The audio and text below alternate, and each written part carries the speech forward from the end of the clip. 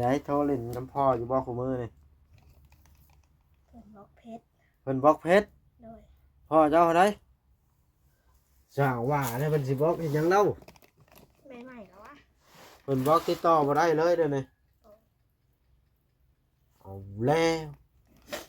ก็สร้างเว้าให้น้องตุ๊กเพิ่นบอกน้องให้เตมือเพิ่นตายอยู่เพิ่นบล็อกเลยโดยอ๋อตัวคือเฮ็ดแต่น้องตุ๊กได้ลงคอได้น้องตุ๊กฮะรู้แล้วเคยเล่นเพิ่นบอกเจ้าก็บ่ฮู้นำโดยเจ้าคือบ่เป็นมุกเป็นใจฉะนั้นน้องตุ๊กเฮ็ดอะไรตัวเองสิใหญ่ขึ้นแล้วอยู่น้ำปู่น้ำยาคือเห็นแล้วโดยเพิ่นให้บ่ฮะตัวเพิ่นให้เจ้าบ่เฮ็ดเวียกเพิ่นระวังอยู่นี่เจ้าก็เฮ็ดเวียกให้เพิ่นเห็นดีกว่าน้องก็ล้างถ้วยแล้วก็โคตรพักนอนก็ตื่นสายหัวเราว่าแม่นบ่เป็นบางมื้อเป็นบางมื้อ บางมื้อก็บางมื้อน้องนอน2 โมงกลางคืนเพิ่นหายน้อยๆนะหายแม่นบ่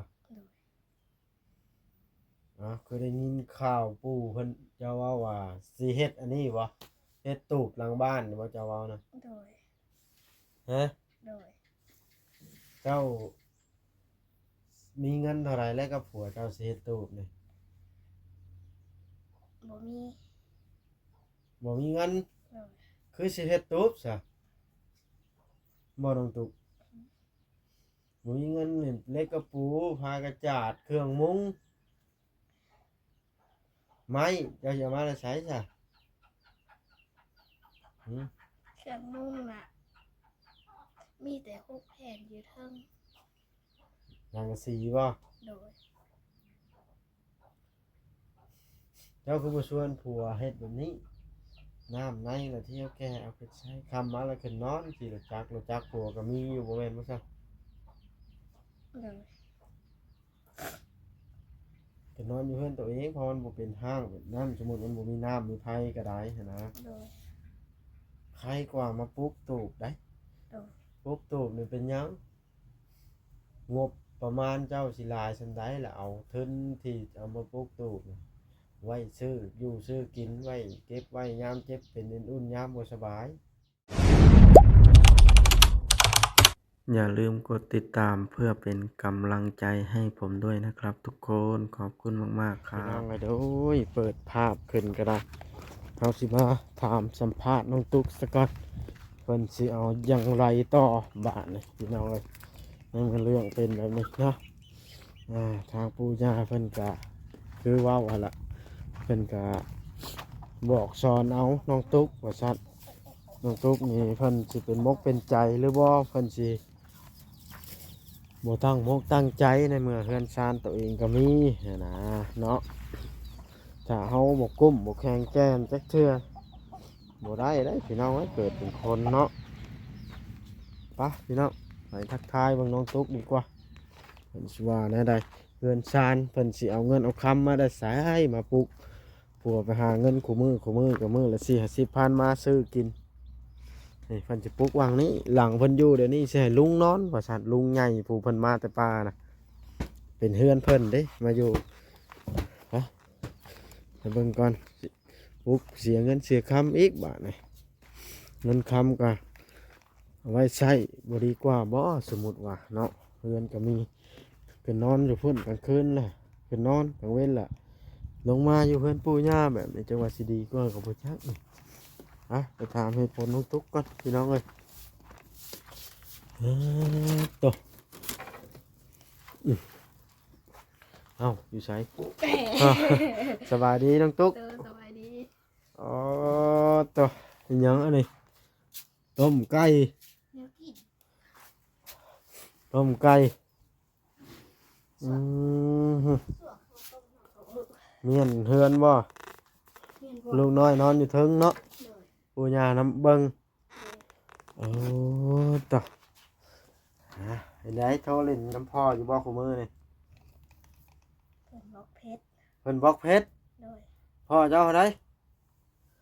สร้างว่าเนี่ยเพิ่นสิบล็อกเฮ็ดหยังเล่า ใหม่ๆแล้ววะ เพิ่นบล็อกติดต่อบ่ได้เลยเดี๋ยวนี้เอาแล้วก็สร้างเว้าให้น้องตุ๊ก เพิ่นบอกน้องที่แต่มือเพิ่นไตอยู่ เพิ่นบล็อกเลย โดย อ๋อเด้อคือเฮ็ดแต่น้องตุ๊กได้ลงคอได้น้องตุ๊กฮะ รู้แล้วเคยแล้วเพิ่นบอก เจ้าก็บ่ฮู้นำ โดย เจ้าคือบอกเป็นมุกเป็นใจฉะนั้นน้องทุกเฮ็ดอะไรตัวเองสิใหญ่ขึ้นแล้วอยู่น้ำปูน้ำยาคือเห็นแล้ว โดย เพิ่นให้บ่ฮะตัวาเพิ่นให้เจ้าบ่เฮ็ดเวียกเพิ่นระวังอยู่นี่เจ้าก็เฮ็ดเวียกให้เพิ่นเห็นได้กว่า น้องก็ล้างถ้วยแล้วก็โคตรพัก นอนก็ตื่นสายหัวเราว่าแม่นบ่ เป็นบางมื้อ เป็นบางมื้อบ างมื้อก็บางมื้อน้อง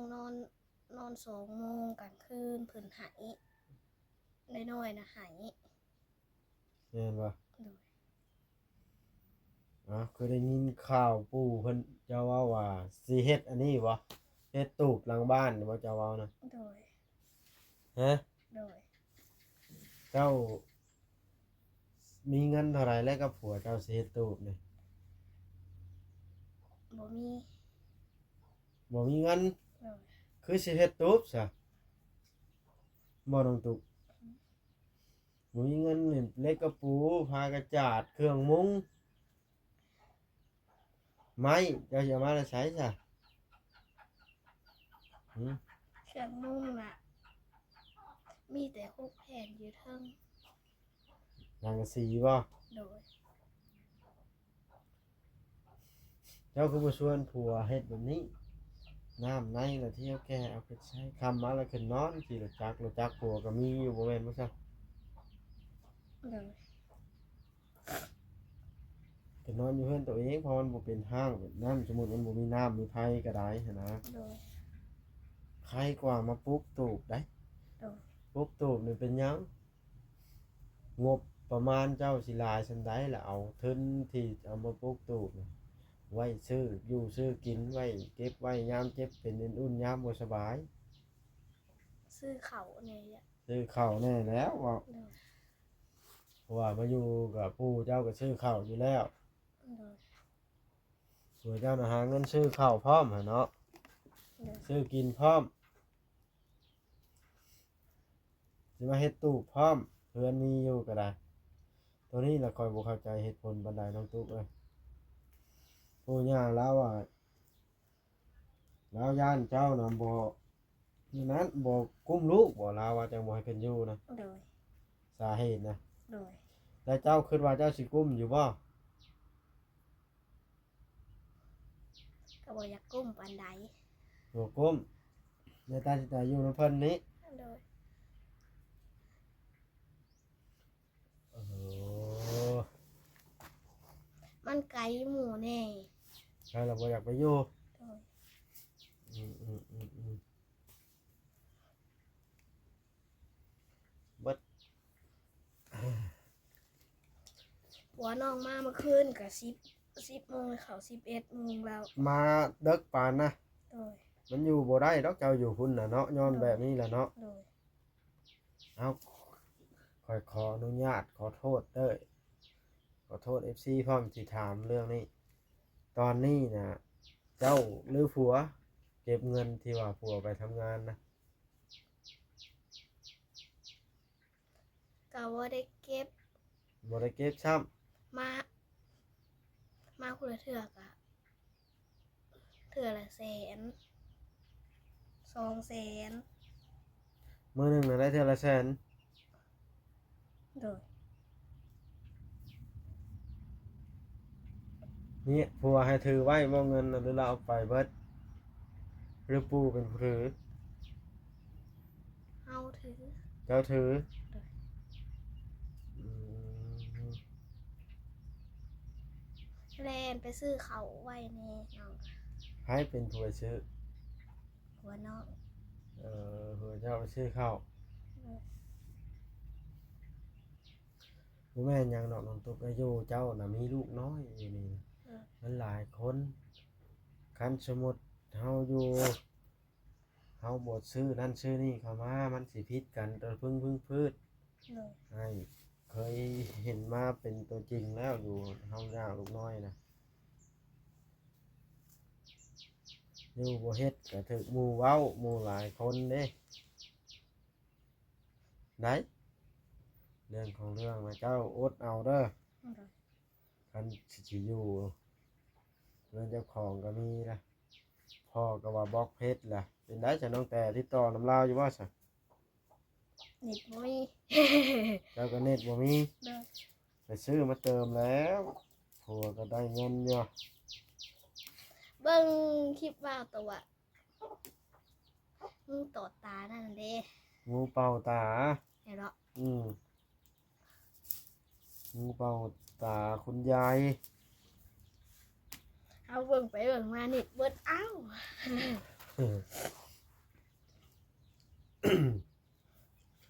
เงินก็บ่มีอ้าวอ่ะเด้ คือเห็นแล้วน้องตูกับอาบอกเขาละไม่ได้ก็ได้ตัวเจ้าคำมาแล้วไปทำแจ้งมาแล้วไปทำงานโลดทำงานแบบนั้นเลยตัวบ่ได้เงินเก็บจักเทื่ออันนี้บ่เข้าใจนำแล้วเพราะว่าสิมาปลูกตูบอยู่ก้อนกันหลายคนจักคนสมมุติว่าสมมุติอาใหญ่จะมาอยู่ในนี่นํกันนี่ นี่ก็ อยู่ในเฮือนกินข้าวพาเดียวกันแต่ละมื้อนับเบิ่งดู หนึ่งลุงแซมสองอาซานหาคนกับหญ้ากับปู่ ปู่ย่าน่ะ2แล้ว โดย เจ้า2ผัวเมียน่ะ4แล้ว โดย แซมน่ะ5แล้ว ห และ กเจ็ด แล้วผู้ใหญ่กับเมียเราอีกบาดนี่สิมาแม่นบ่ คนแบบพูนอยู่เทิงผู้คนอยู่เทิงหายแล้ว ได้เสียงยายั่วล่ะ นี่เด้อหนึ่งอาซาน เจ้าน่ะมีจักคนเดี๋ยวนี้2บ่ เฮามี2 คน กับพ่อกับแม่ก็เป็น4แล้วเจ้าผัวกับเมียก็เป็น6แล้ว ลุงอีกลุงคนหนึ่ง ลุงบ่ได้มีเมียบ่ลุงนะ บอก 7แล้ว เด้อ 7เนาะ เด้อ ใหญ่สิมาอยู่นำกันนะบ่แต่ว่าเท่าไรกับเมียเราบ่ได้มาอยู่นํเนาะ บอก อยู่เฮือนเมียเท่าไร เด้อพูนอยู่ใกล้ๆห้านสั่งไปหมด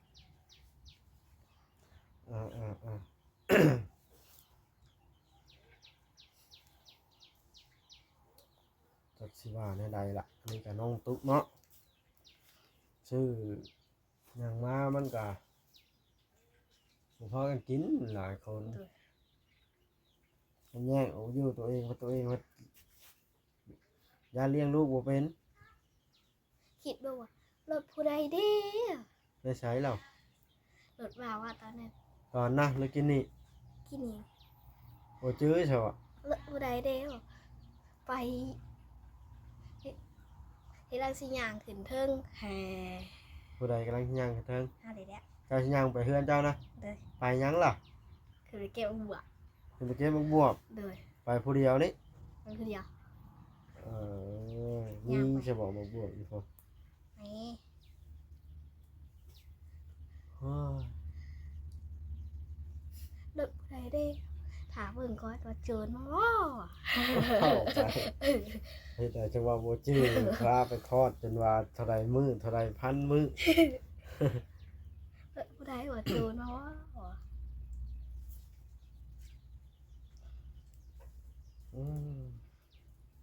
แบบสิเว้าน้องตุ๊กก็ได้ เดี๋ยวป้ายก็บ่คือเก่านะว่ะ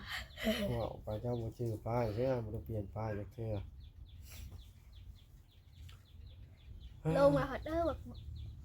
บ่บอสว่ะถ่าแล้วก่อนว่ะ เดี๋ยวมาแกงขนมไม้นะบ่ หยาตัวสิหยาย่างไปหัดเอาแหนงมาไว้ยืดเทิงแหนงมาตื่มกัน อ๋อแฟนเจ้านะเออเออเออ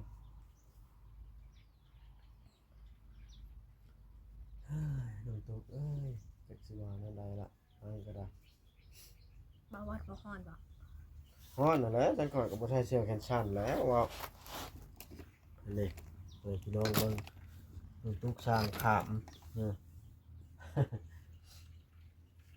เอาไปคู่มือบ่เพื่อจะเอาไปทำงานนะขึ้นอ้อยนะบ่ได้อยู่เฮือนจักมือเลย มื้ออื่นพักปอนบัตร ทางเลือกตั้งมื้ออื่นเนาะวันที่22 นี่ ไผก็เลือกตั้งหั้นแหล้ว มาได้จ้ะ เลือกคือกันอยู่บ้านน่ะอ่าถามว่าสิปลูกตูบมีเงินเท่าไหร่แล้วผัดว่าบ่จักน้ำผัวบ่ บ่มี ฮะ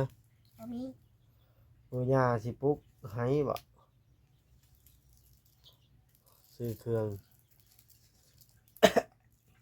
แป้นปลูกอีกได้บาทนี่การปลูกตูบนี่ แม่ ไม่อีกมันบ่ได้ง่ายปานใดได้เครื่องมุ้งแล้วก็พากระจาดอีกหากระจาดมันมี2แผ่นหนึงน่ะมา หา ห้าน้ำผลมันผ่านอันนั้นโอ้โหเอ้ย รถใหญ่เที่ยวมาขึ้นก่อน เที่ยวได้ใช้เหรอ เที่ยวอยู่นี้ เจ้าพันบ่ เออเพิ่นบีบแกเท่าใดก็ตื่นหยกลูกเนาะดูเฮา เจ้าว่าวว่าใดน้องตุ๊กนะ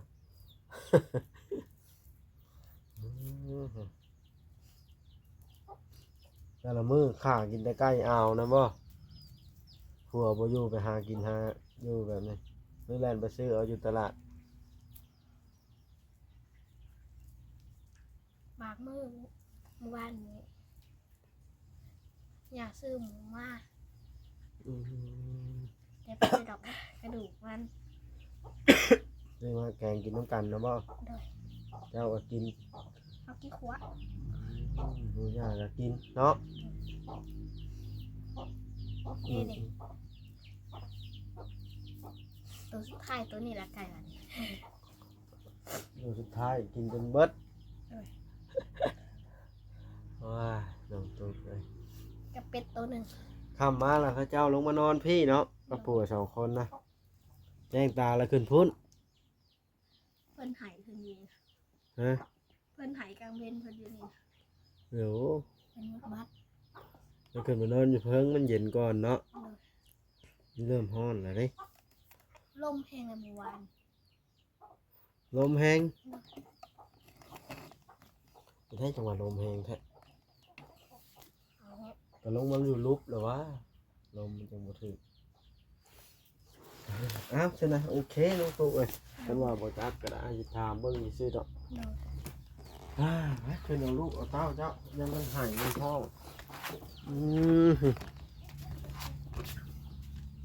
นั่นเนาะโทรหาอ้ายนะ โดย คือว่าถามนั่นถามนี้เสร็จแล้วเลยแล่นเข้ามาเบิ่งก่อนบอกว่าคือบ่เห็นมาดิ ฮะ บอกว่าคือบ่เห็น ว่าโอลิเพิ่นติดเวียกทางอื่นน้องตุ๊กเอ้ยเลยบ่เห็นเออ บอกจ่อยเลยจ้ะ พอจอยก็ติดเวียกทางอื่นคือกันไปไกลฝั่งล้างถ้วยล้างบวงนี่บ่เจ้าล้างถ้วยแต่เทื่อนะแข่งแดดเลยตอนเช้าจังล้าง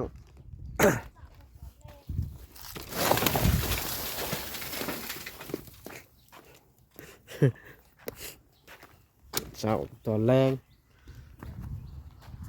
นี่พี่น้องเอ้ยล้างถ้วยล้างบวงน้องตุ๊ก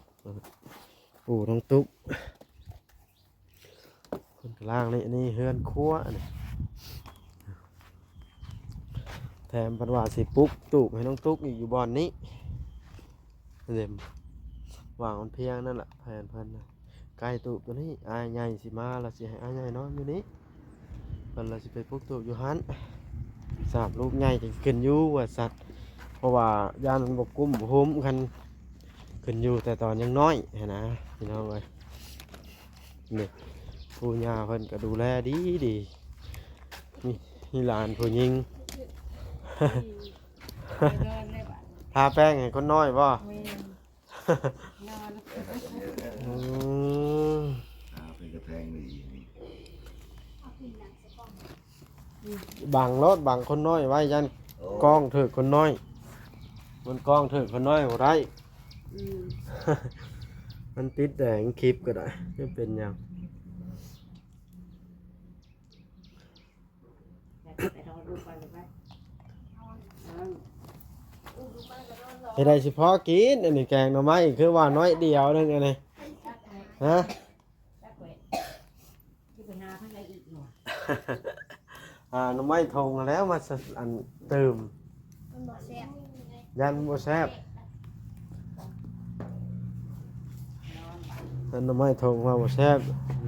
จอดรถไว้อยู่นอกพี่น้องน้องตุ๊กว่าบ่จื้อรถเป็นได้จังว่าบ่จื้อเขารถ เลือกให้จุ๊บจักหมดแล้วมันเคยเห็นได้หรอ บ่เคยเห็นซ้ำเอาแล้วสร้างเป็นฮะนี่ฉันกลับก่อนเด้อบัดนี้เด้อมื้อหน้าพุ่นละสิก็มาเยี่ยมใหม่เอาสบายดีสบายดีกลับเด้อพ่อเด้อ พี่น้องเลยกลับก่อนบานนี่เราพากระจาดน้องตุ๊กนะ แม่น 4 แผ่นโอ้โดยมันเตรียมพากระจาดไว้เรียบร้อยพี่น้องเลยเตรียมปลุกตูบหลังไม้อีกว่าอยู่นี่มันก็หลายคนแล้วก็เลยปลุกตูบหลังไม้7 คนละรวมเบิดเนาะแม่นบ่8ทั้งคนน้อยเนาะ โดยนะทางใดก็ได้ค่อยเป็นค่อยไปกลับก่อนบ้านในพี่น้องเลยแดดร้อนหลายสิไปบ้านโคกบ่แม่นกลับดอกสิไปหาน้องบักนาวกับอันนั้นกับอันผัวเล่าล่ะมีเวียกเล่าพอดีว่าผู้ใหญ่ใจดีให้ไปหาพี่น้องเลยสิไปรอรุ่นว่าสิเป็นหยังเป็นแนวใดเนาะโอเคคลิปนี้ขอจบซ้ำนี่แหละพี่น้องเอ้ย